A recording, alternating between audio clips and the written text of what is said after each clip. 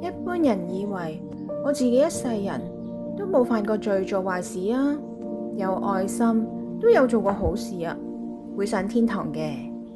咁其實係咪真係咁簡單呢？從來冇人見過上帝，只有耶穌見過上帝。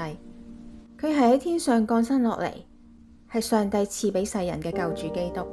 耶穌實實在在咁樣話俾我哋聽，一切信佢嘅人唔會滅亡，反而會永生。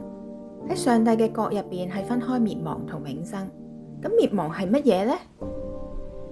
自從亞當同夏娃離開上帝開始，人就企響死上邊，人繼續向前，去到生命嘅盡頭，要入去盡頭嗰道門。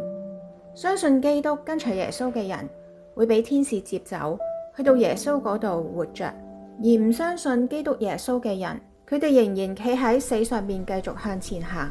咁喺個寬闊嘅門後邊係啲咩嘢呢？係地獄啊！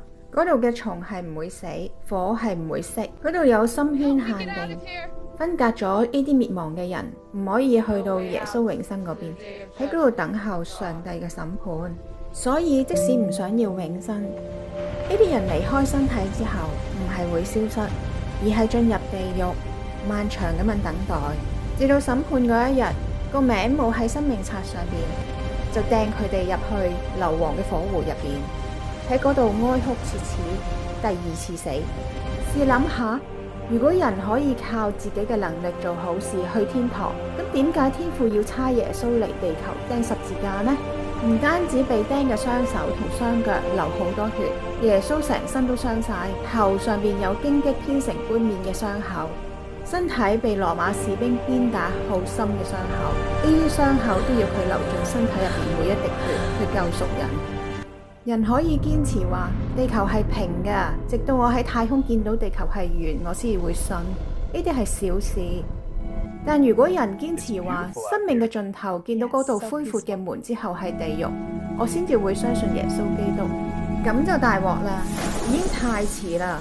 人已經喺滅亡入邊，深圈限定，唔可以離開去到耶穌嗰度，要留喺地獄入邊受苦，等候審判。天父唔希望人滅亡，賜下救主基督嘅救恩，所以耶穌要嚟。世界上冇其他方法人可以得救，只可以靠真心相信基督，跟隨耶穌，從死轉向生，唔會進入滅亡。